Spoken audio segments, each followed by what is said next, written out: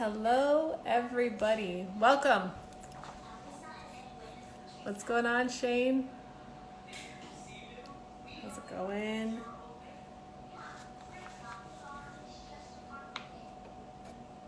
Hey, everybody. Hey, welcome, welcome, welcome, welcome. Welcome, Amber. Welcome, Tiana.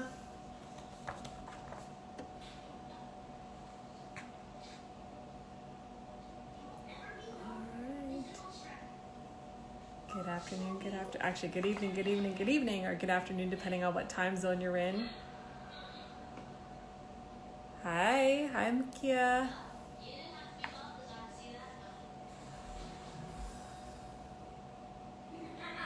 Hey, Amber. What's going on, Michael John? Hey, what's going on, sir? How are you? Hey, Kira. Maya's here. What's going on, Maya? Make sure, Maya, you send me a request. Thank you. The blouse is everything. Thank you.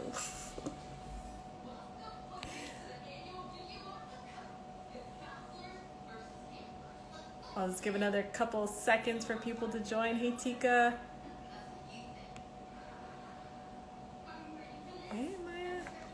Rocksteady in the house. Hey. Oh, I'm so glad you're excited for tonight. Chris is here. Hey, Chris. Guys, should we let Chris in the chat tonight? Kevin's here. What's going on, Kevin? So glad you joined us. Snacks Reads, Jojo. Hey. You see Maya. Miss J joined. Hey, Miss J. Make sure you send me a friend request. All right, let's go. Let's do this. Welcome, everybody, to my third virtual book club. I am so excited to be hosting tonight. Tonight is a very special night. Tonight's a night that I've been looking forward to pretty much all month, ever since we selected the book. Tonight, we are going to be discussing the book Black Girl in Love with Herself by Trey Anthony. Hey, Kevin. By Trey Anthony. We have an amazing lineup of special guests, starting with, as you guys have seen from the promo, starting with Miss J. We've got Maya. We may or may not bring Chris on, depending on how well he behaves in the chat. And then, of course, we have our special guest, our very special guest. We've got Trey Anthony herself, who is coming into the book club to ask your questions. So make sure that you pop some questions. If you have anything that you want to ask Trey or any of the speakers throughout the event, make sure you pop those in the questions. Say, what? Thank you. I actually put effort into my hair tonight, Kevin. I appreciate the acknowledgement.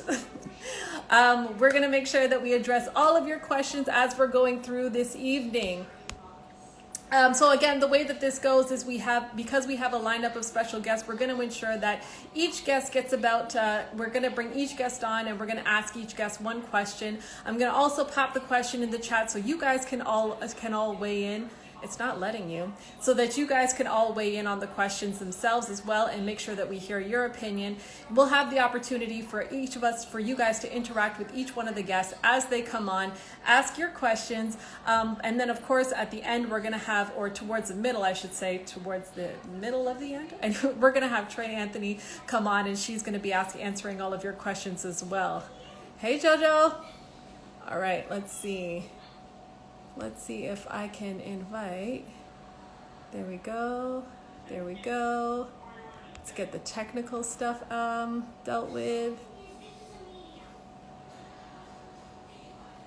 Maya, it's saying you need the latest version of Instagram to be able to join my live. You got some time, but figure that out. I don't know what that means. And Trey is in the house already. Hey, what's up, Trey? Oh my gosh, I'm so excited for you to be here and for you to listen into some of the perspectives that we're going to have. So anyways, as I mentioned, make sure that you guys pay attention to that question icon down at the bottom. Throw your questions up so that we can, you got it, Maya? Great. Throw those questions up so that we can get to it. Without further ado, let's go ahead and get started on the book club and bring out our very first guest. Send request. Okay, let me make sure that you're going to come on before I embarrass myself and invite you and talk about you when you're not here. Make sure it's Yancey's here. What's going on, Yancey? All right. I just want to make sure that she gets on before I. Oh, Curtis is here. I haven't seen you in a minute. What's going on, sir? Hey, Christiana. Oh, yes, you made it. Okay, let me adjust my camera. Let me You adjust my did camera. it. Now I We can did now I can it. safely introduce you. I was gonna be all like, and she's amazing, and she's right here, and then it was gonna be like, crick, crick, crick, crick, crick, crick, tumbleweeds coming across my I was screen. gonna wait, and then I said, you know what? Let me not, because then this could be a situation. I got anxiety. I What know if the she can't feeling. join? I All know right, the guys. feeling. I want to introduce you to my very, very, very amazing friend. I don't know how long we've been friends. I want to say 20 years, but I'm afraid to age us. We've been friends for 20 Yes, years I mean since we were 5, so that would make us since like we were 25. 5. Well, I was 5. I don't know how old you were. I I For looked us, up to 25, you. honey. I So looked at up about to you. 25. Miss J has a management career at the City of Toronto. In addition, she also has 3 businesses, 2 amazing kids, one of which I am privileged to call my godson. She is extremely talented, ambitious, but most notably, I believe, is that maybe you might disagree with me in terms of most notably. Most notably, you're a mother of 2 amazing boys. Most notably. Yeah, Most notably, your husband is a friggin' rock star. Most notably. Second to that, he is.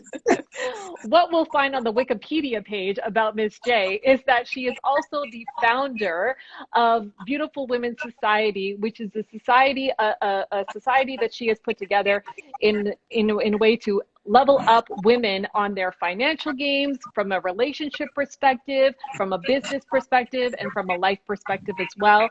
So I just want to say thank you so much for joining me today. Are you hearing feedback? No, you sound pretty clear. I sound pretty clear. Okay, good. Yeah. But also, I know you've also got a program for the youth, for the youths The as well, the youths. youths, The youths. the youths as well. Yes. My youths. But I also want to throw in there that this year you were actually called out by Yahoo.ca as one of the top business coaches for 2020, or was it 2021? Either 2021. way, 2021. Either way, you're killing 2021. it. You're killing it. Anyways, I'm so happy to have you here today. Say what's up to the people. What's up, my peoples? How are you? Thank you so much, Lauren, for having me on the show. Super excited.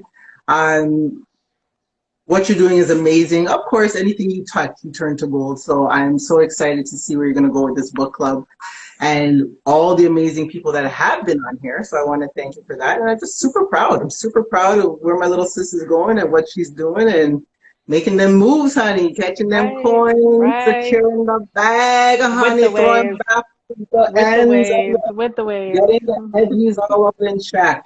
I used a magic wand today for this because Let me I'm tell you something. special. I tried a magic wand. Well, no, I tried to curl my own hair with the flat iron. It wasn't working, hence the straight look.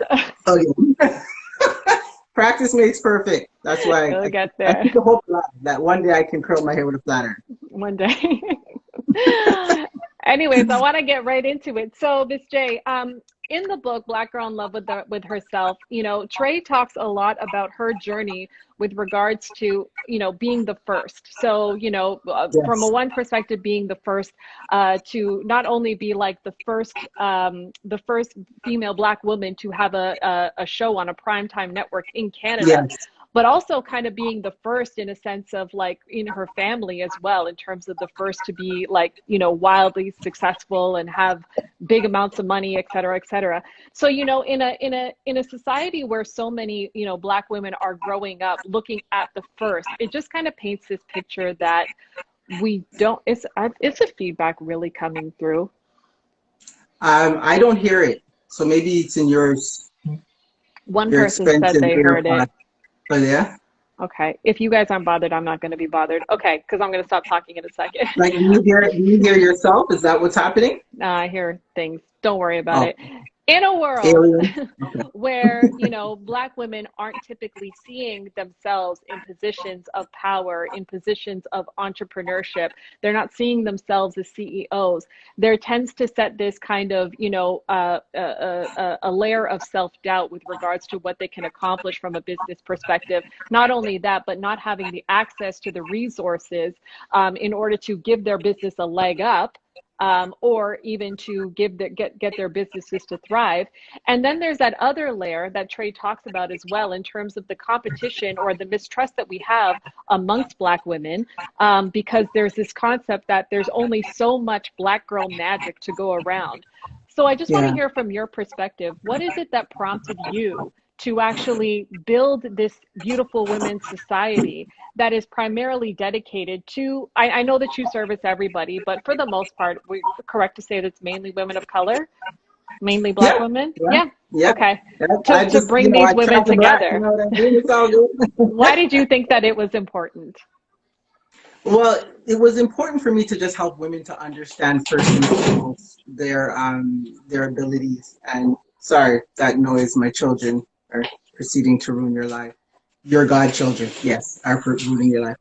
The sum of my experiences, and I can't say that I had a tough upbringing, and I can't say that I didn't have.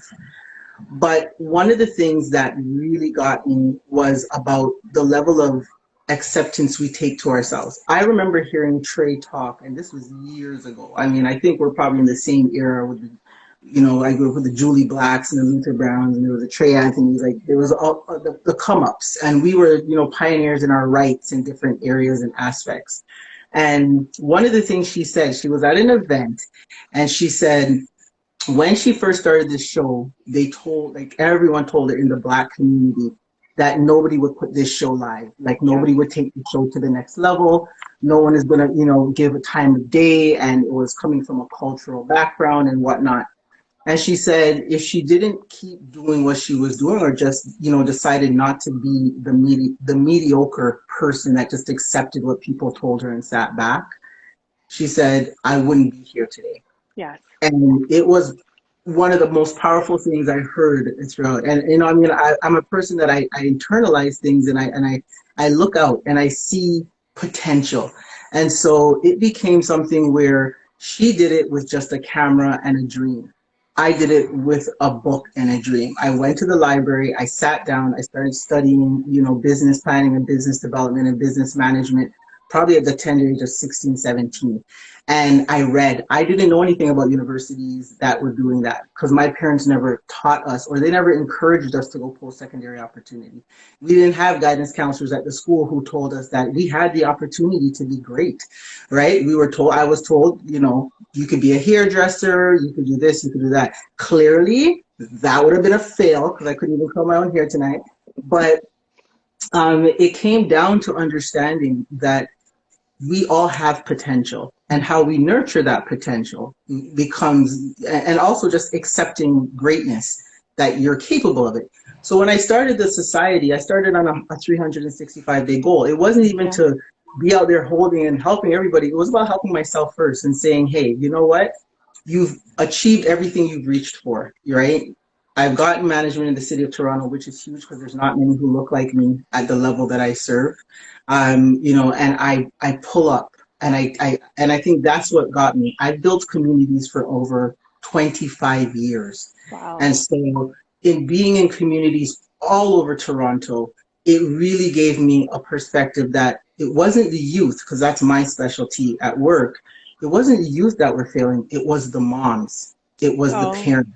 It was the moms who they were so talented. You would see them come, and like the clothes they were making, the hair that they were styling, and you're like, you have so much talent. Why don't you just wrap it up? But it was this mediocre feeling they had about themselves, that they didn't think they were worth it. And so that's what started the Level Up program. When I said, hey, if you have the mission just to be better in your everyday, I'm going to show you how to get there, right? Because they see me driving the cars. They see me in the homes that I live in. They see the work that I do and the way I get paid. They see the hustle that I got. And so they were always like, how do you do it? And I realized then it was just time to start something to give them the green light. It's okay to be phenomenal. And it's not even, it's black girl magic, right? That you're creating for yourself. Nobody has to throw the wand on it and say Yeah. to you, you're worth it. Right. It's what is that saying? Don't ask for permission, ask for forgiveness kind of Yeah, thing. Yeah. exactly. Yeah, like ask yourself when you're rich. Sorry that I took a chance on myself. Sorry that I did this. My bad. My Seemed to bad. work out fine though. It seemed to work out fine. What am I doing all these K's? I don't know. Yeah. Yeah, so one of the comments that came in was that there's been a rise in support. Growing up, it was very much every girl for herself, but recently there's been a shift and more Black women lifting each other up. Are you seeing that shift as well, just in terms of your program, or are you more seeing that shift because of the like circle that you keep around you? You know, it's both, and I think there's much to say about the circles that are cropping up. And they're mastermind circles, right? This is Yeah, looking for like-minded individuals who are doing what you're doing. You're going to get where you need to go. And so it wasn't hard. My society, 90% of my society is made up of women in my circle, right? hmm, And it's not about, and it's about sharpening each other's edges. You know, I use the term let's fly very, very often, because at the end of the day, if you're with the right people, you're going to achieve ascension. You're with the right people, you're going to achieve ambition. You're with the right people, you're going to be aspired to achieve. And so when I look at my circle, I'm proud of the women along the way that I have built into my life, who bring me just as much knowledge and capacity to increase my skills and abilities, right? By seeing themselves in me. You know, I always get some of my girls, they're like, your hashtag goals. And I'm like, well, you know what? Yes, because at the end of the day, I get up every day to do that. And right. that's my goal, right? So it's nothing that no one can't achieve. They just have to be in the right mindset to do it. Where, speaking of mindset though, like I know that, and Trey talks about this in her book as well, in terms of like, we all know it takes a village, but yet as Black women, there's this resistance to ask for help, you Mhm. know, and or ask to be guided or to feel like you've got everything under control. Like, what do you think of, where do you think that comes from?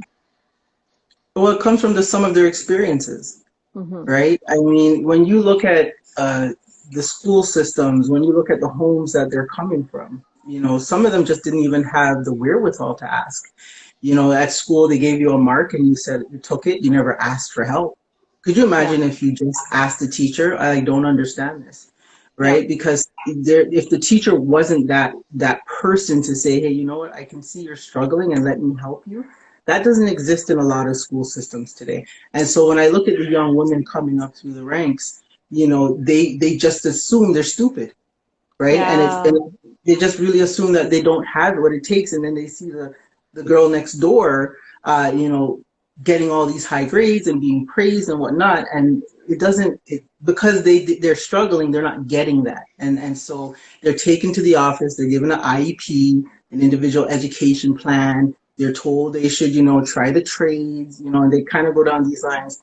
And then when they leave, it doesn't help that the society is telling them as well that, you know what, girl, you're good for your edgies, you're good for your nails, you know, but don't talk to me about being a psychologist, a doctor, or this or that, you know. And so they get to a point where maybe in high school, if they're lucky, they'll have a guidance counselor or a parent, right. right? Because more times, especially for women, we look at our moms, Yes. we copy, we emulate our mothers, right? My mother raised 4 kids before her death, God rest her soul, but she raised three women and 3 girls.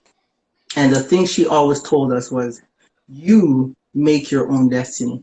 She used to say, when all the foolishness came, she said, Josette, don't let people rent space in your head. That was the Right. most powerful thing, right? Because she said, if you let people rent space, then they're taken away from your greatness, Right. right? And from that day forward, whatever drama, whatever this or that, it was an easy cutoff. You're not needed, and I just continue to fill my head with the right things and the right people. Wasn't easy, but I achieved it, and I did that at a very early age. So the grind became easy because I was focused, and then to see women with potential, sometimes they just need to hear, girl, you got it. Yeah. Let's go. Let's fly. You know what I mean? Let's do this. That's You amazing. know? No, that's awesome. I want to encourage you guys, especially, make sure you click beside the pink button, the little drop down. Make sure you follow Miss J and follow everything that she's doing from a Beautiful Women Society. She hosts lives every Tuesday, sips and tips on like really crazy valuable information as it relates to relationships, as it relates to financial literacy, as it relates to anything Name to it, do with girl. leveling up your game. Like That's as it, girl. I'm talking about the re hormones next one. Because exactly Lord that's knows, what I I'm over mean. here burning up under this The ring light. the help that you might be too afraid to ask for. I know for me, like sometimes like the admitting that like, hey, I actually don't know a lot about finances is shameful to me. So I don't necessarily ask, which is why, the lives are so incredible because it gives you a safe space to learn Yeah. from people who look like you, to actually like who actually like got this shit under control. Yeah, So I girl. want to, yes, Yeah. I want to I make learn sure, every week. Every yeah, week I learn. right, It's right. it's super interesting. Yeah. I learn I think every it's more week. for me half the time. I'm like, what do I need to learn about What this do I week? need to learn and who knows it? And how And can who I knows? and how can I put it under the guise of like everybody else needs to be educated, but I'm straight. I'm good. This is what I'll be I like mean, sipping and tipping for yeah. myself. I know the answer, but just in case everyone else doesn't, Just in just case. explain it, please. Yeah, right. And you know what? What you just said there is another great point, in terms of the village that you Yes. refer to in the book. That is huge because the village is people who are more knowledgeable than you. Yes. You can't, you know what I mean? If everybody had the same set of knowledge and skill sets, then really and truthfully, where would anybody be? No. We'd all be the same, right? And so it takes a village. It takes a society. It takes an environment. It takes a world. It takes a universe. You got to be So I smarter love than that. me to be in my village. You have to be smarter than me. She's like sending you an assessment. What are you bringing? What are you bringing that I don't currently have? That I don't know yet. No, but it's interesting that like, we understand the concepts of like of hiring for like if we're a corporation, right? If I'm a corporation, I'm not saying I'm cutting people off who I don't think are smarter than me. That's what I'm saying. Maybe it is what I'm saying. But I'm just saying that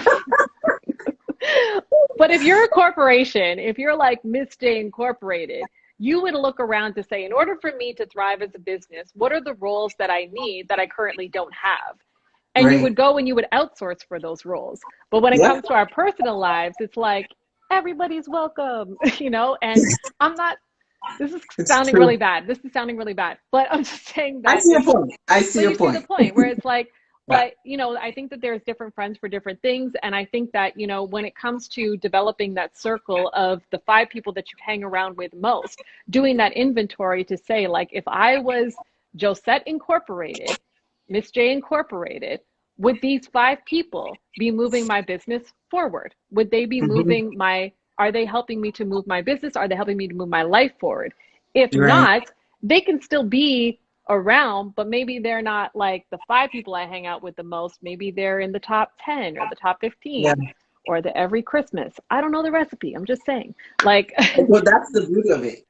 When you find people who are of like mind, right. they don't have to be in your life every day. Yeah. Like you and I can reach out and not have talking for 3, 4, 5 months. And I'd be like, I see something like, L, way to go get it. We Yeah. connect, we're talking for 5 hours, and then you won't see us again. Why? Because we're in the same boat. We hustle.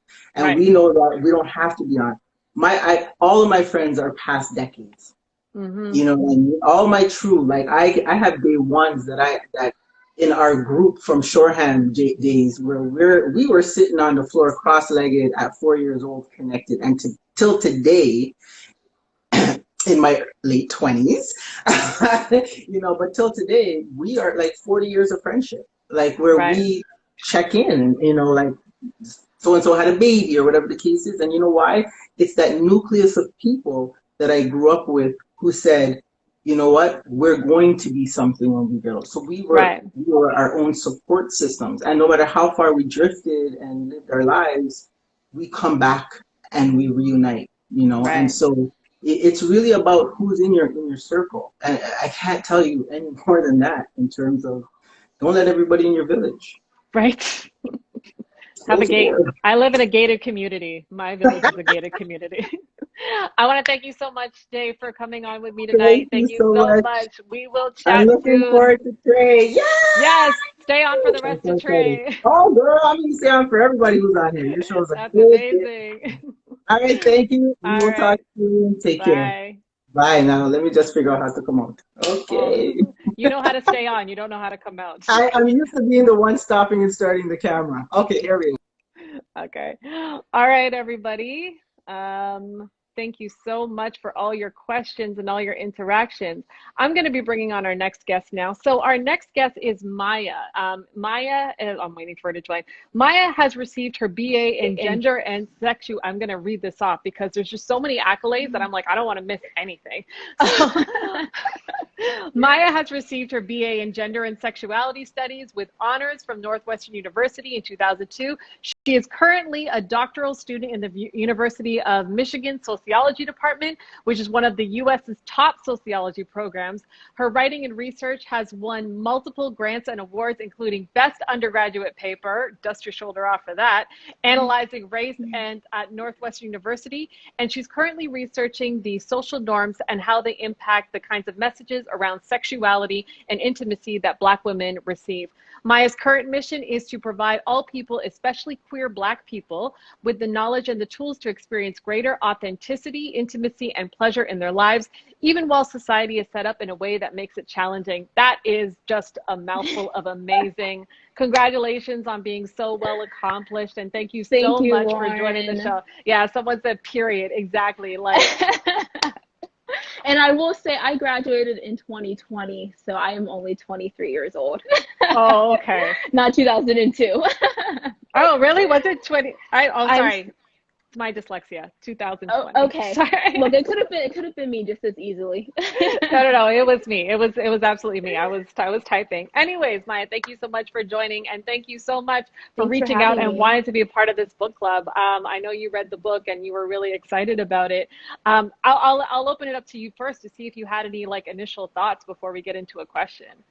Yeah, I mean, first of all, the book was fabulous. Like, I think that the fact that you posted this for all of us to read was a great encouragement for me to engage with the book that was very timely for me. And I think we'll get into that in this conversation. Trey really just kind of covers all the different realms: intimacy, relationships, work, friendships, family, all of it. So I'm just glad to be part of this conversation. I'm so glad you're here. Like when you reached out to me to be a part of the book club and you're like, and this is what I'll bring. I'm like, sold. You can be in my village. Past the gate. Great, All right. great. So Trey delves into so many things within the book, but one of the things that she delves into is sexuality, especially as a Black queer woman. So the question that I had for you is, what are some of the stereotypes from your studies and your perspective that Black women face today, and how it impacts their views of their own personal sexuality? Yeah, so I mean, Trey really starts on this topic in the book, right? She tells us that there's like these prototypes of stereotypes about Black women and our sexuality.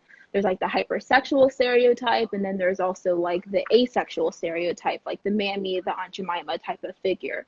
And a lot of the different stereotypes that we see, like in music videos and music, like lyrics and in movies and all these things, can be boiled down to like one of those two stereotypes. And so one of the really pernicious ways I think that these stereotypes impact Black women is that essentially we try to like distance ourselves from the stereotypes, right? So we try to like dress in ways or talk in ways or talk about things that distance us from these like hypersexual stereotypes so that people won't try to place us into these boxes and into these categories.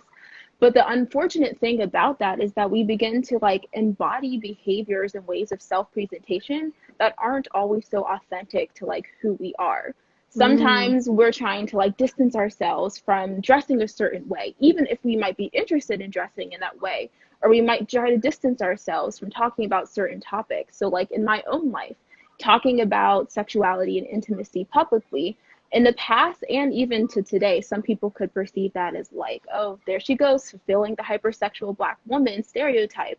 And so yes. I kind of had to do my own inner work to say, like, no, this is an interest and a passion that I have. I'm entitled to learn about this information and to disseminate it just like anyone else. That's brilliant. And the other one of the other points that Trey brings up, and I get it's in the theme of like Black girl in love with herself, is she talks about the importance of being intimate with yourself. Yes. What does that mean? What does it mean to be intimate with Yes. yourself? Such You're a like good question. feeling it right now. You're just like, yes, Yes. Yeah, because it's such a good every night at question. 8 p.m. I try. Look, in grad school, we have to really carve out time to be intimate with ourselves.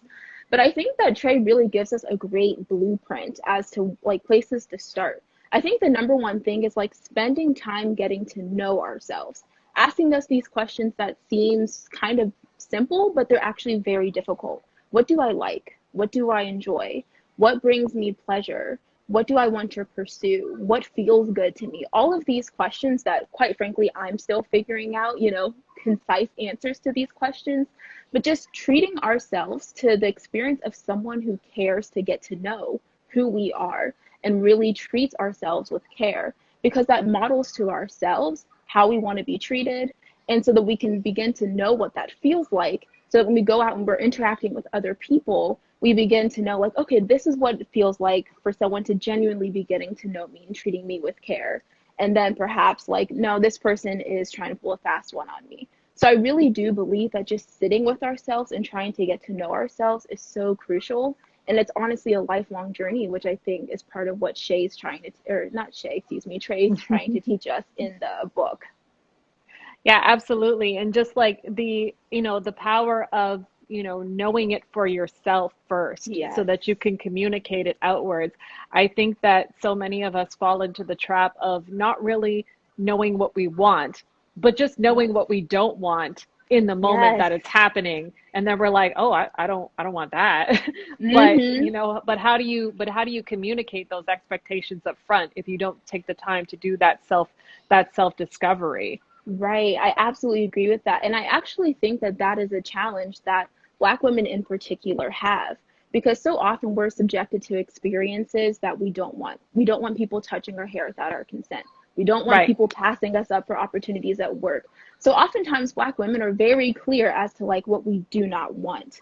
But the question about what do we want can be a little harder to answer. And so that's part of why I think it's so important for us to get to know ourselves, because we can only have that direction moving forward to figure out, okay, but what do I want? How do I have a life that's full of pleasure and abundance and authenticity, as opposed to just like skirting around and avoiding the things that I don't want to experience? It's so interesting because as you were saying that, because I read this stat that said that, 90% of people avoid pain, no, move away from pain, but only 10% of people move towards pleasure. And like Mm, that right there is it, where it's like all of us, there's so many of us who can say, that's not what I want. I'm going to put a fence up and I'm not going to be about that life. right. But are we actually doing the inner work to figure out how to move towards pleasure, like to Yes. actually communicate what it is that we do want and communicate it in an effective manner that actually gets us those results? Um, Right. And I think that's part of what is so important and useful, especially about Shane's work, is because she tries to give us the tools to figure out who are we and what are we yes. trying to move towards in life. And so that's why I find her work incredibly inspiring, because, like you said, it can be difficult to get clear with ourselves about the answer to those questions. But like Trey tells us, like that's the stuff that makes our lives joyful and full of love. So it's really important to try to make that switch towards what do I want versus what don't I want. An important thing about that self-discovery too, and what I think Trey did so beautifully throughout the book was like questioning those beliefs that we've had growing up. You know what I mean? Like questioning some of those limiting beliefs that were passed down from generation to generation, which may have Hmm. served a purpose in previous generations, but in a new world maybe not as much, right? So, Right. but the ability to have that space, or to take the space, or to seek out the resources to go and do that inner work, like that's not something that a lot of people do. Right. I absolutely agree. And I feel like, when we think about like generational shifts and trying to think Yeah. about, okay, like what is the role of pleasure in someone's life who's like trying to move towards more equality and equity and social justice, Right. but also like maybe they want to experience some pleasure and authenticity. And one of the ways that I like to think of it is like one of the goals of oppression is depression, right? So like the goal of oppressive systems is to depress those that it's trying to oppress. So if we choose, like, no, actually, I'm going to get to know myself. Actually, I'm going to live a life of authenticity and I'm going to pursue pleasure, like that in and of itself can be read or interpreted as a radical act. So even for those people who are like very committed, and those Black women who are very committed to politics and social justice, like myself, there is even still something political about Black women choosing to seek out pleasure. Wow. It's it's true. There's a stigma to it, right? Yeah. What was the big hype when Cardi B and Megan Thee Stallion launched WAP? Like there's this Yeah. whole notion around like being very vocal about what they want from a pleasure perspective and how that was like terrible and bad. And it just reinforces that stigma that you can't, like, it's to your point, it's that push and pull in terms of, Yes. do I run away from the stereotype? Do I embrace my sexuality, or am I able to embrace my sexuality or my sexual wants and desires without being labeled as that hypersexualized Black woman? Right. And you know, something that Trey's book really helped me think about is like, if for Black women, one of the stereotypes is hypersexual and the other one is asexual, then essentially it's like you can't win if you're trying to appease like the normative types of stereotypes. If you're trying to distance yourself from one stereotype, then you move towards the other one. And so I feel like realizing that kind of gives us a little bit more permission and space to be like, okay, I'm not even going to try to play this game because I know I can't win. But if I choose to play the game of I'm pursuing pleasure and I'm pursuing authenticity, then it's a win-win no matter how you choose to present yourself. And of course, there are limitations to this, and there are certain types of presentations for people in certain types of physical locations that can put them more at risk. But when we're just talking about our relationships to ourselves, I do think that, yeah, like you're saying, Lauren, it's just so important. Oh my gosh, you have been such an amazing addition to this book club. Thank you so Thanks much for having me. for joining us today. If you guys want to learn more about Maya, if you want to learn more about, you know, the kind of work that she's doing or the kind of work that she's going to be advancing, I encourage you to hit that drop down and go follow her today.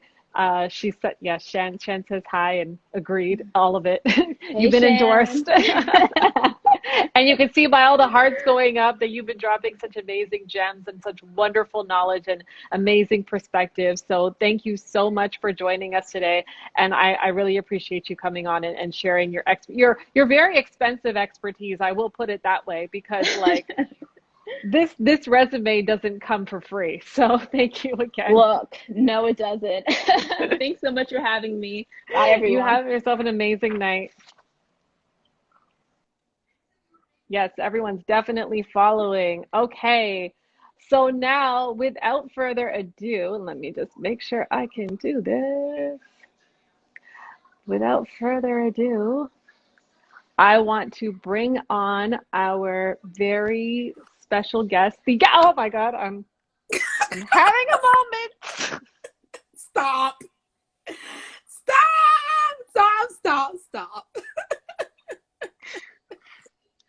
I wanted to be cool about this, but I'm not being cool about this. Stop. You kill me. How are you, Lauren? Oh my Fine, gosh, Trey. it's been a minute. How long has it been? It's been too long, Trey. It's been so long. Thank you so much for coming. Oh my gosh, you look beautiful and amazing. I'm like, I don't even need the paper for Trey. I don't even need the paper.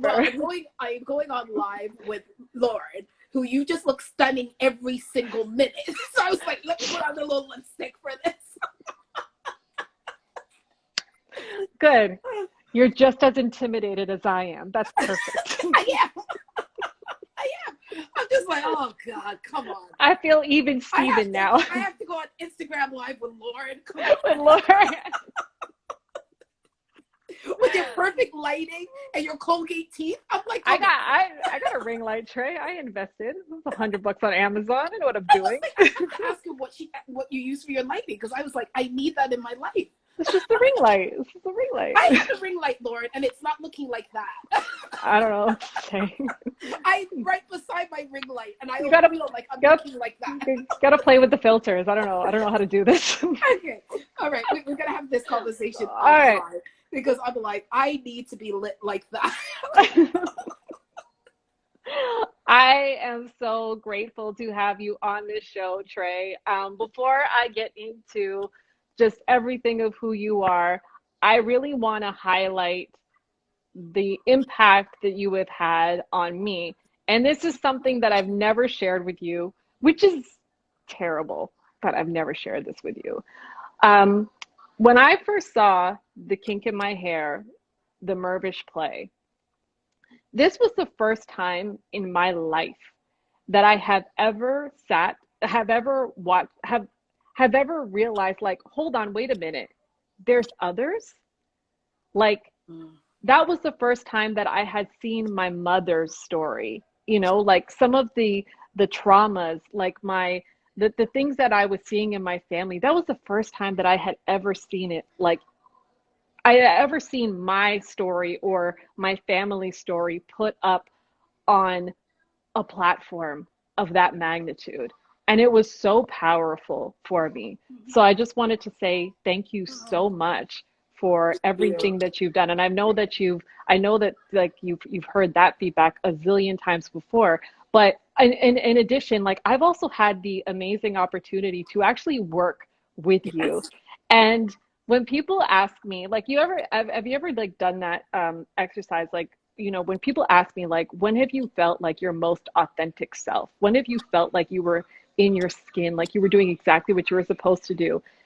The moment that I have is being in the room with you, Trey Anthony, being in the studio with you, watching The Kink in My Hair come together as a television production, and seeing there was this scene, because I was doing the music, where I was picking the music for the scene, but just like, who trusts me for that? But I got to pick the music. So like the music from The Kink in My Hair, that was me sitting in the basement, like being like, this song You should go did a right damn here. good job, girl. Right? Right? And I was just like, but there was this moment where I put this song, but I was nervous, of course, and it was like you and Ngozi and everyone. Damien was in the room, and we were watching it on the big screen, and there was a scene, and there was like a romance scene, and the song came on, and you jumped up and you started beating the walls. I was like, I made it. I made it.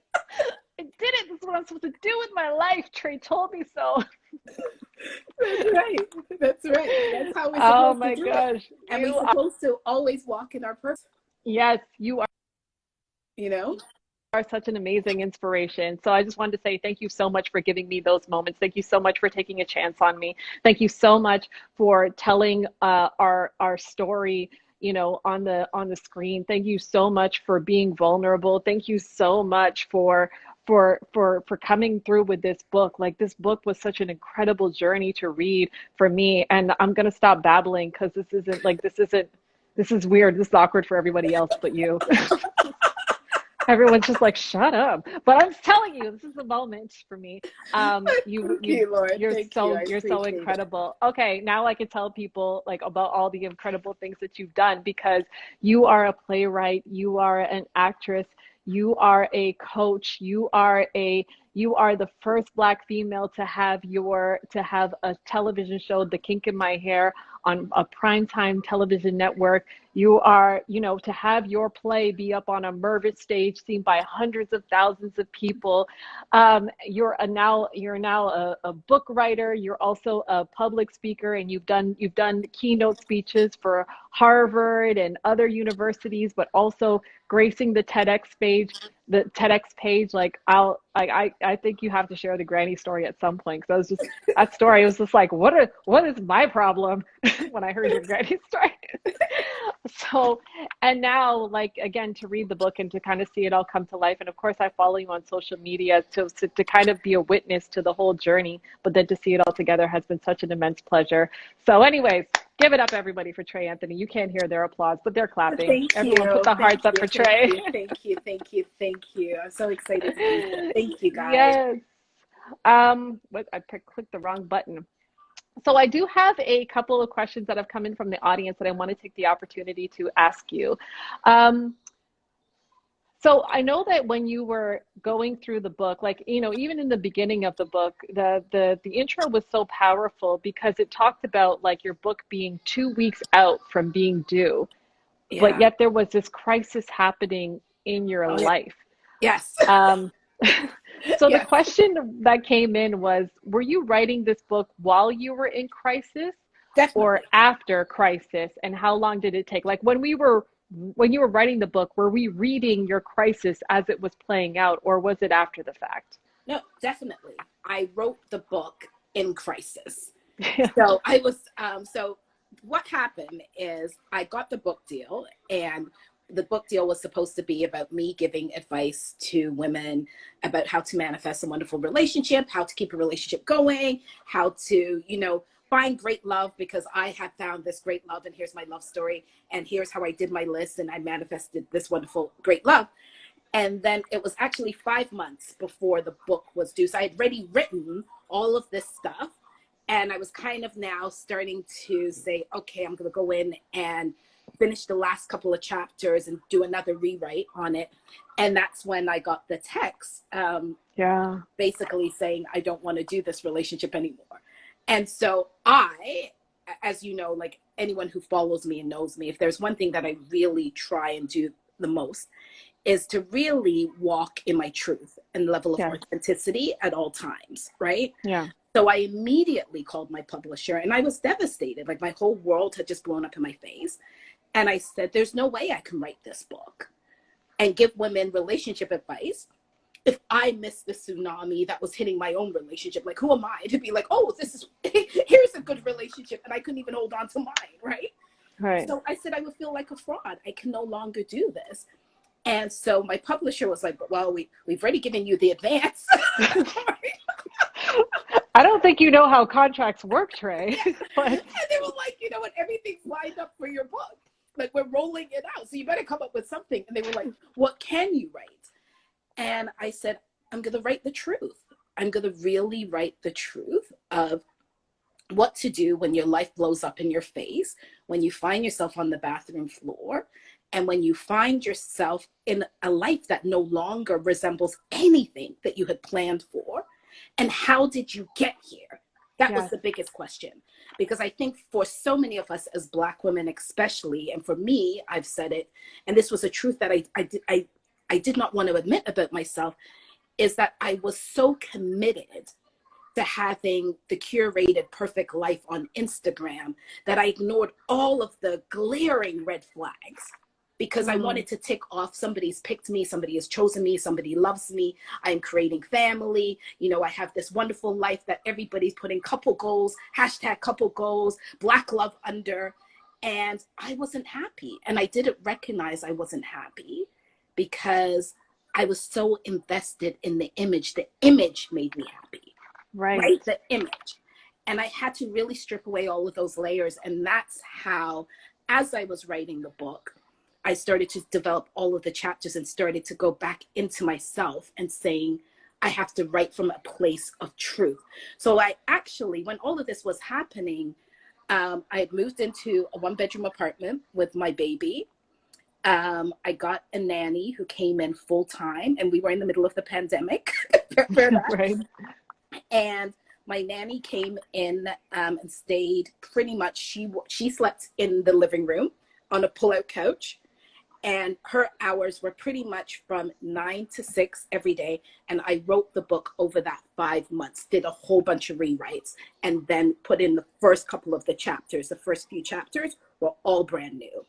Right. And that's kind of how it all came together. So it was a bit of the old book, a brand new book, and then the truth, all of the truth in all of that. So that's kind of how it all came about. So when I say it took me 5 months, yes, but I was intense. Like I was really like, if you ask my nanny was like, she wasn't playing. Like she drove only for an hour.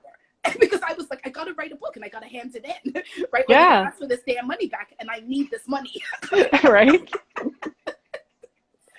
But it did. It felt like it's like I remember getting to like the final chapter, and it was like my book is due tomorrow, and I was like, when is this book due? Like, there's just so many due dates. When are you gonna write the book, Trey? Like, it's too much. Just It was intense. It was intense. I'm telling you, my friends all call it. They go, Trey, you know what? This is your Adele album. Like, this was the right. book you were supposed to write. The other one, I don't think would have been so truthful and vulnerable and really resonate with women as much as this book, because I really, Lauren, at this point, I had nothing left to lose. My Right. whole life was in shambles, and I felt shamed. I felt humiliated. I felt broken. I felt unloved. And writing has always been my healing place and the place where I go to really figure out shit in my head. And so I had nothing left to lose. So people always like, oh, I can't believe you were that vulnerable in the book. I was like, I had nothing, no shame left. Right? I was really shamed. So I was just like, you know what? Hey, let me just tell the whole damn truth right now. Because I've been lying to myself for so long, I might as well tell the truth now. But it's so incredible how, like, you question how vulnerable you need to be in writing a book like that. But to your point, it's that how many women would not have been able to see themselves in the book had you not taken that approach, had you not been so vulnerable? Because people who are typically who are reading the book are going through some kind of journey, one way, shape, or form, right? And who are asking themselves that question, like, who want to accomplish things, but who are asking themselves that question, like, to your point, who am I? Who am I to do this? Who am I to give advice? Who am I to tell? Who am I to write a book? Who am I to lead a meeting? Who am I to run a company? But to watch you ask yourself that question, but just do it anyways. Yeah. Like, that's so powerful. Yeah. And you got to do it scared. I'm a bit hesitant when people describe me as fearless, and they're like, oh, Trey, you're so fearless. And I said, I've always had fear, but I do it even when I'm scared. Yes. So I don't like the term fearless, because I feel that's not quite accurate, because I'm fearful at all times, but I just say I have to overcome this fear to do what I need to do. Right. And in the end, I just wonder, because I know that, and I've heard the saying, like, my friend Lawrence, he's like, you don't be fearless. You don't be fearless. You fear less, right? You fear less. You fear less. And it's like, but also, how do you use that fear in order to create a better product at the end of it? Because you're questioning, because you have fear, you're scrutinizing the product, you're asking yourself the questions ahead of time that kind of make you lean in that much more, get that much more prepared, do your research that much more, like, practice in the mirror that much more, because you're like, I have these doubts in my mind, I'm not going to let anyone else have those doubts. Like, Exactly. yeah. And I truly do believe, Lauren, when you come from a place of vulnerability, and Yes. you are vulnerable, it allows other people to be vulnerable. I cannot tell you how many emails Yes. I get from perfect strangers who will write me and say, I came across your book. I was in the Barnes & Noble. I saw your book, and I'm in a corner right now in the Barnes & Noble, and I'm crying as I'm reading this book. This book has saved my life. Or I didn't know that this was the book that I needed. Other women have said, this is like the Black girl's Bible, and things like that. And women are saying, this is the first time I feel seen. Yes. Because I feel, as Black women, as I write in the book, we all know how to be strong. We're taught how to be strong. We're taught how to get back up. We're taught how to be, like, keep going, keep going, keep going. Come on, girl, you got this. But no one tells us how to be vulnerable, how to be soft, how to be like, I'm scared. I don't have all the answers. And today I want to fall apart, but not only do I want to fall apart, I want to trust that you can witness me falling apart and you'll be okay with that. And I think a lot of us are not okay about witnessing other Black women fall apart.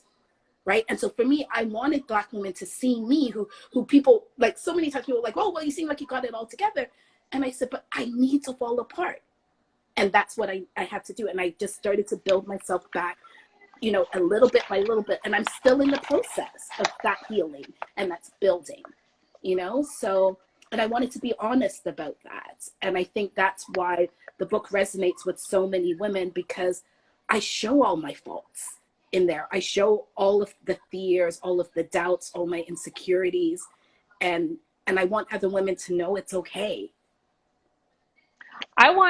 You know, don't get me wrong, like I know it has a major impact on women, but I was reading that book and I was like, I want Black men to read this book. Yes, yes. Specifically, not naming names.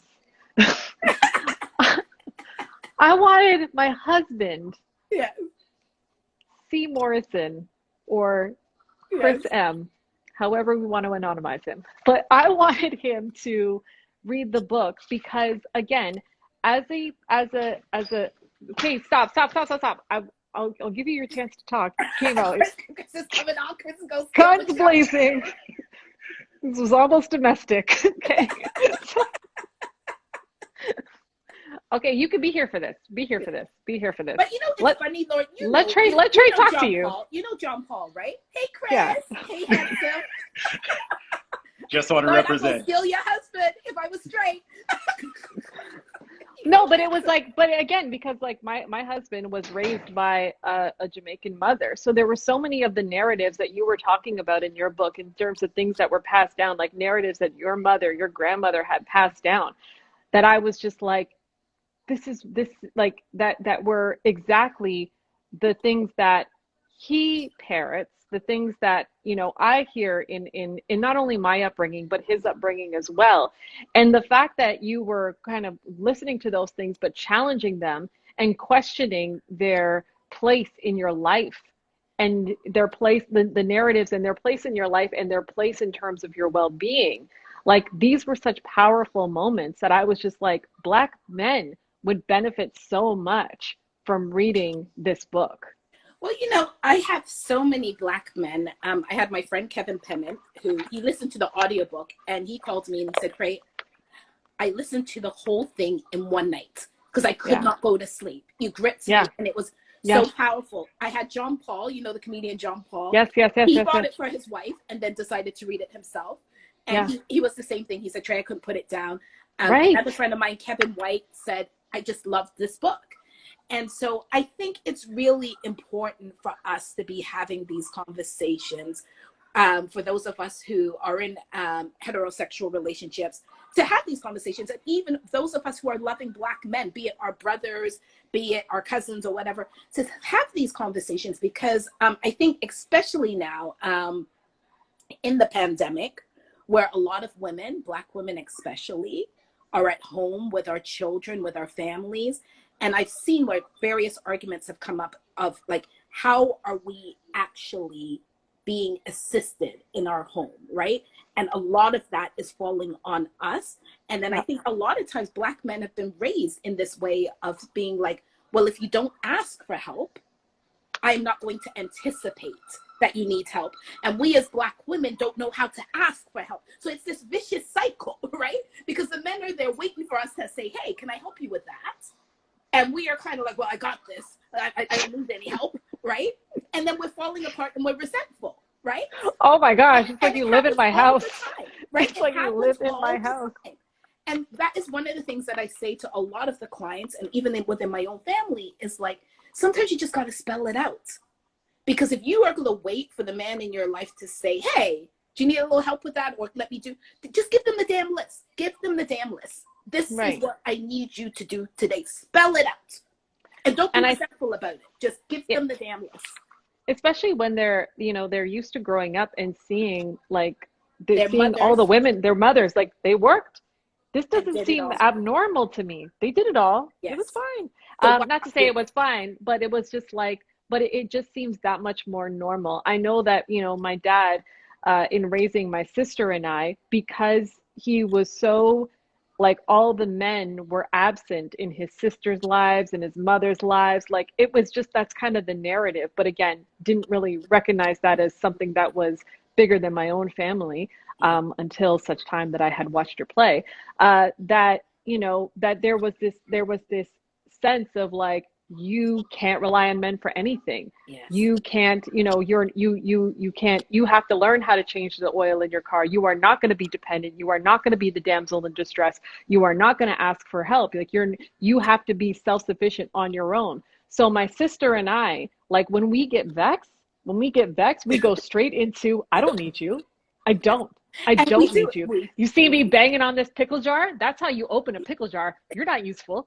Like, you know what I mean? Like we go straight into that mode because that's our defenses going up to say that we already expect that you're not going to be helpful and you expect that we can do everything on our own. And it's a vicious cycle. And we need to be having these very transparent conversations around that, right? Yeah. And so I remember growing up in a household where my grandmother used to say, the only guarantee a man brings is that he's guaranteed to let you down, right? And she would say it all the time, right? He's guaranteed to let you down, right? Right. And so she was just like, don't trust no man. Don't ever depend on no man. Always have your separate bank account so you know you're ready to leave when you have to leave, right? So I was always in this flight, like somebody's going to take, my grandmother just set it up in my head that the only person you can rely on is yourself. Yes. Right. And so that is what the book talks about, of like how we have to start stripping away that and starting to really say, how am I not allowing help and support in my life? Yeah. How are we not asking for the help that we need? Yes. And I think especially when you're an A-type personality, I think especially when you're used to doing it all on your damn own, you don't know how to ask for that help or receive it. Because how many times if people say, how are you? And you're like, oh, I'm good, girl. I'm good. Everything's good. Instead of just being like, I need the help and support.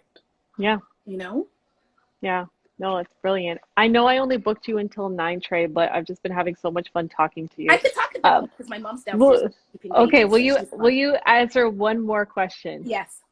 Now that we're on the topic of men, how can men help support Black women in everyday life or in the workplace? Oh, God. Dear Jesus. They're asking the queer woman this who hasn't had a man in 20 years. you know. Ask for the list. Ask for the list. Ask for the list. I told you, give them the damn list. I think too, it's funny because I think because I'm queer, straight men talk to me in a way that I don't think they have conversations with me that they will never ever have with straight women, because they know like there's no chance of me ever trying to get with them and vice versa. And what I've heard from men is even when they help, if it's not done the exact way that you want it, you make them feel useless, right? Like how many of us have been like, oh, I need you to help. I remember even with my sister one time, she was like, she left her son with my brother-in-law, and it was only for like 4 days. And she went through this whole thing of like putting out all of the clothes for 4 days for my nephew, right? Like what socks he was going to wear, what pants he was going to wear, the hat. And I was like, come on now. Like, why do you have to do that extra step? Do you not think this grown man who you had a child with, who dresses himself every day, would not know how to dress a young boy? Like, right. It's those kind of things where I say as women, we just do not believe that the men in our lives are competent. Yes. And we have to stop that nonsense. Maybe it's not going to be done the way that we want it done, but let them damn well do it and stop complaining and stop checking. That's no longer your job. You married an equal. You didn't marry somebody to mother them. Right? Yeah. Your job is, if you have children, mother your damn children. You don't need to mother your man. That's Chris keeps popping out behind the camera, like high-fiving people in the crowd. Like, no one here. And that's the thing, like a lot of us, it's like, if it's not done our way, it's not done the right way. And we have to let go of that power, right? Because we have way too many things to do, way too many. So it's about delegating and actually letting go and trusting that. Delegating is such a huge thing, and you're right. And I think that was very similar in terms of like even myself and Chris was, that notion of like, I would always hear from like other moms in the neighborhood, like, oh, I've left the kids with Bobby, and he can't, like, now I got to call in and make sure Yes. because he doesn't know where anything is. And it was just like, we're not going to treat you like the whatless man. Like, you're never going to be the whatless man. Like, if I ever have to leave, I don't leave nothing. Like, I'm just like, I'm up, I'm gone, and I'm not leaving lists. I'm not cooking food. Like, I'm not doing any of those things because Exactly. you have the confidence that he's going to be capable to do that. But he also wants to own that as well, to be like, I don't want to be viewed as Bobby, right? Yes. Like, I want to be just as, I want to be seen as exactly as competent as I am and not get put into this useless male dad stereotype that is there. But again, to your point, I think that the more that we embrace and we applaud and we support, then the more that those efforts will be forthcoming. Yes, exactly. That's amazing. Trey, I know you've got your son, so I just wanted to say thank you so much. And I'm sorry that I spent 5 minutes just gushing and fangirling over you. Fine. And you gave me back the 5 minutes. I thank you so much for having me. And I will tell people, if you haven't read the book, please do go out and buy it. It's sold everywhere that books are being sold right now. And especially if you're in Canada, please support our Black bookstore, a different book list, because they're carrying it, and, you know, make the trip or order it from them. That's really important. And as Black women, you know, we got to take care of each other and give ourselves the space and the support, and the vulnerability is needed for all of us. You know, it's safe. It's safe here. You know, I don't know if you saw that video I posted last week of that woman who was sitting in the middle of the road, and the social worker came up to her. And I think we all need to be in that space now of saying, sis, can I sit with you? And what does that look like, right? I think that is so important, that we need to be like, sis, I want to sit with you.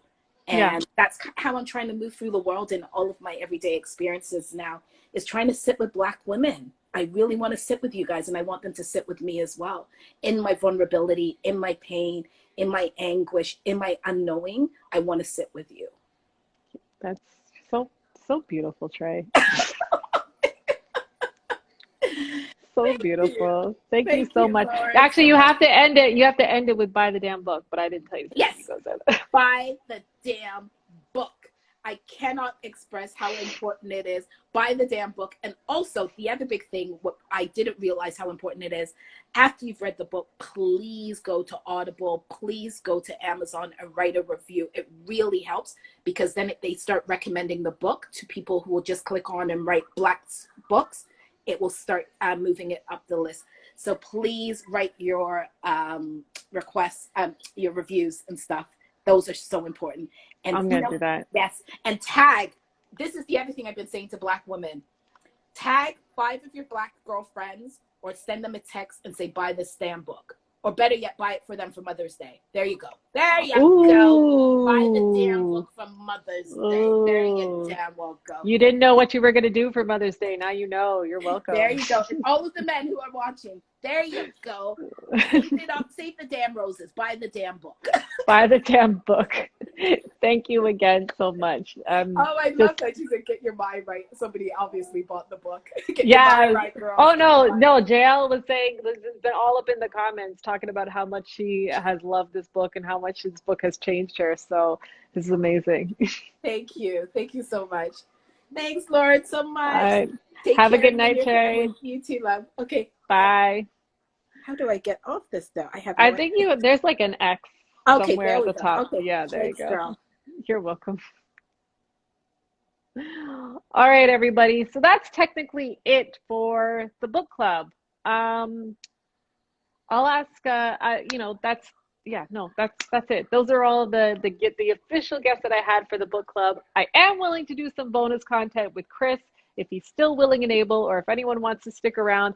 For anyone who's not going to stick around because it's 9 o'clock and you got things to do, absolutely go ahead. But if you want to stick around for some bonus content with Chris Morrison and get the Black women's perspective from a Black male's perspective, I invite you to stay on and join. Otherwise, we will see you again next month. Make sure that you Pay attention to my posts, my stories in the next couple days. Oh, he's sending me a request in the next couple days, so that you can vote on what the next book pick is going to be for us to be talking about next month. All right, let's see. Chris is here. Hey.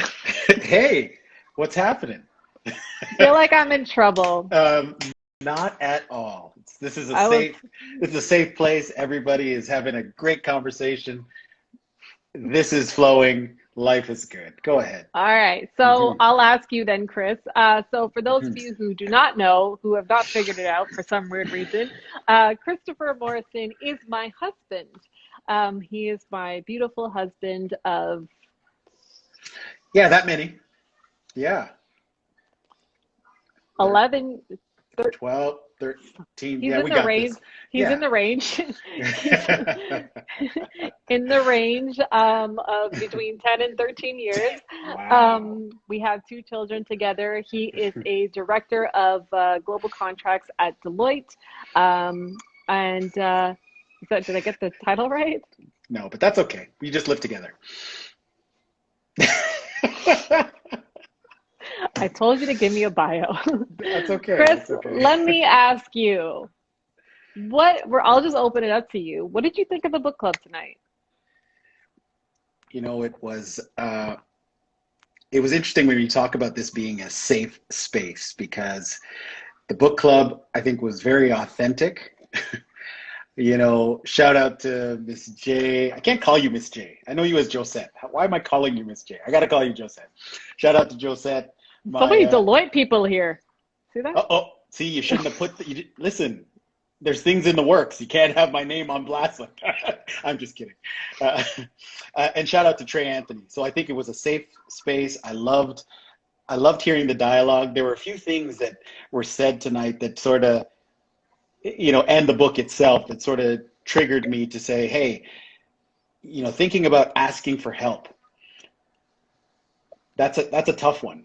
And the cyclical nature of why asking for help, you know, where it starts and how it impacts Black men, and how we in turn feel and respond in our families, and that you know, perpetuating the cycle, you know, that's some powerful things to think about. And if you think about the origins of that, you know, slavery and the dissolution of the family unit for Black people, you know, men and women alike, a lot of Black women's need to be strong stems from that, needing to be mother and father and caregiver and educator.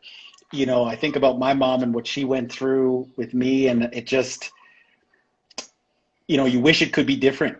You know, we have an opportunity. This type of dialogue and safe space gives us an opportunity to try and educate ourselves to move past it. Let's, you know, you've built the community. We're having the discussion. Let's continue the dialogue, and in hopes that even if a few of these gems stick in the minds of parents, you know, we then influence the next generation and try and dispel some of these behaviors. So this is awesome. I'll ask you a question. What have you taken away from what was talked about in the book club? That is kind of like, did you have any like aha or like, I didn't think of it that way moments? It's all very real and personal for me, right? You know, I think it's personal for everyone on this call. I think Trey in the book just sort of highlighted things that are just have always been percolating behind the scenes, and to see it sort of gathered in that way, I didn't have anything more aha, but it's more, what do we do about it? If you recognize the root cause of an issue, you're in a better place, and its impact, you're in a better place to remedy and fix it. And so this kind of dialogue, we don't really have that often as Black people, Black women, Black men. You know, yeah, more Black men need to hear and understand this. And it actually, I have to digress into this, because Lauren and I were watching this Kevin Samuels Instagram post, and I have to tell you, You're gonna get in trouble. That's okay. That's okay. Proceed. That's okay. It's okay. You know, for those of you who haven't seen it, I encourage you to watch it. I'd be interested in sort of seeing sort of honest feedback, but it triggered me at first, right? I'm watching Kevin sort of tear down Black women who are just presenting themselves a certain way. And then he puts the onus back on us as a people in how we want to be viewed, how we want to be represented. But I think what it ignores is a little bit of the sensitivity and humanity in it. You know, we put out there, we get back what we put out there. You know, the reasons for all of these issues stem from a long time ago, but what are we willing to do now as a collective to help fix it for ourselves? We are being empowered by the social events of the day. We have a bigger platform. Lauren and I have big platforms in our various organizations, and we continue to push diversity, equity agendas. All of that great stuff is happening now, and unfortunately on the back of great tragedy, but it is the opportunity. And I feel like, you know, never before has the establishment been willing to listen more on a global stage to what I'm saying than right now. And so if there's anything I learned, it's really just to continue. This is just yet another forum where we need to continue having the dialogue, show our intelligence and power as Black people, and let's just continue the momentum. Mm-hmm. And because you kind of talked about, like, you know, from in terms of the next generation. So, like, what are some of the narratives that you've grown up with around Black women or Black people, at least, that you find yourself now challenging, especially when it comes to raising, because you have a son and a daughter, right? So what are some of those narratives that you grew up with as a Black male that you're now questioning or challenging as you're passing on to the next generation? Well, it's, you know, not chatting your business, not talking, not having dialogue, even between family members. There was always sort of a wall, right? Yeah. You know, especially Jamaicans, especially. I don't know, you know, varying households may have had different customs, but there's just things you don't talk about, right? It just is what it is. And that narrative, we don't chat our business, we don't talk about feelings. And again, as a Black mother who had to raise a Black son on mostly on her own, all on her own, you know, that stuff got passed down to me, like you say. And I catch myself when Caribbean people as a whole, yes, good, absolutely, right? I find myself, and you catch me, you catch me, and we have that dialogue internally. Do talk your business, but not all of it, right? The Jamaican in me is having a reaction to that. Like, I can't. You can't even say it. I can't even say it, but hey, Chris, really, this is safe space. Thank you, appreciate that. But I think talking to my son and my daughter, right, at the very least, encouraging the dialogue on feelings, making sure my son knows he has a safe place, he can talk to his father about just about anything, you know, even having that dialogue, and just making sure we are breaking down sort of those legacy behaviors and just doing better. So that's really, you know, there's many other narratives. Maybe I've had a little bit too much of this and a great book club. So let's keep growing. You always say that, and I'm just like, you're the last person. I don't have anyone after. We're not. There's nothing to roll to. Okay. Anyways, well, it's always an amazing it's always amazing to have your perspective in these book clubs. I think you bring so much knowledge, and you also bring a perspective that is always very forward moving.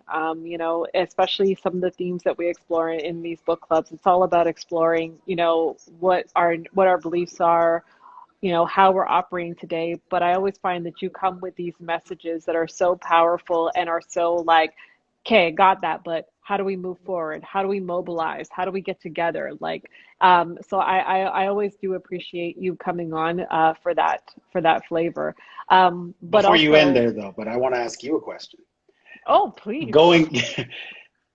Given all that you've seen, what would you say are the 1-2 things that you would advise Black women to do more of today to be able to reach their heights, to be able to do things differently and spur on the next generation?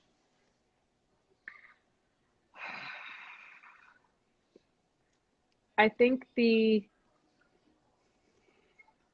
things that come to mind are boundaries, you know, in a sense where you don't have to be everybody's go-to to be valuable. You don't have to be everyone's everything. Um,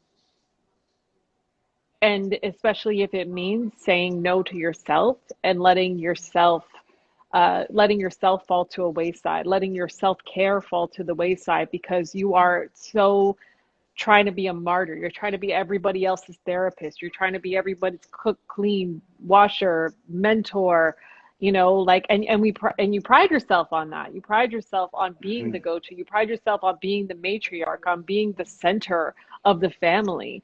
But that can be draining. It can be draining, especially if you're not taking the time to take care of yourself.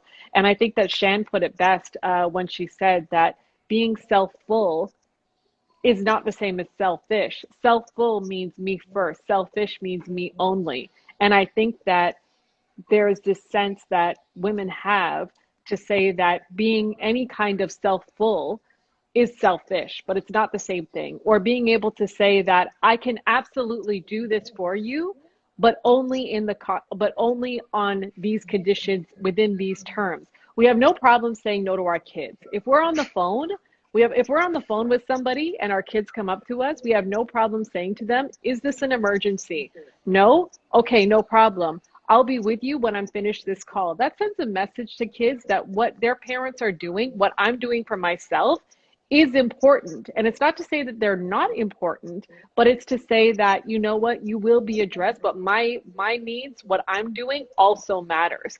And when we continuously drop everything that we're doing in order to do for everyone else, we're sending a message that whatever we got going on doesn't matter.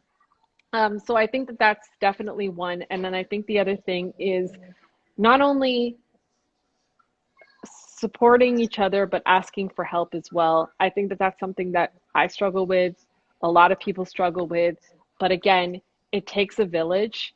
And in order for you to be, like, you can shorten your learning curve that much more. You can advance yourself that much more by shortening your learning curve and going to people who are in your circle, who are in your network, who can help, who can do the things that, you know, think about the things that only you can do, who can fill in the gaps and who can help, right? That's what I would say. Well done. And absolutely fantastic book club series. I think you're doing great work here. Just keep it up. Yeah. Well done. Well done, everyone. Thank you all so much for joining. Thank you for sticking around for the bonus content. We'll be here next month doing another live book club. I don't know what book we're going to be on, but make sure you check out check out my Insta stories so that you can vote on our next book. Once again, Chris, thank you so much for coming. Thank you so much to all my guests for coming out and being part of the book club. And we'll be bringing on some more guests next time too. Make sure you guys go and follow some of my guests. And of course, make sure you guys go buy Trey Anthony's book, Black Girl in Love with Herself. If you haven't bought it already, I also highly recommend the Audible because she does such a great job with the narration. All right. Hey, Jasmine. All right. Thank you. Thanks, everybody. You guys are amazing. All right, Chris, I'm leaving. You leave too. All right. Peace. Bye.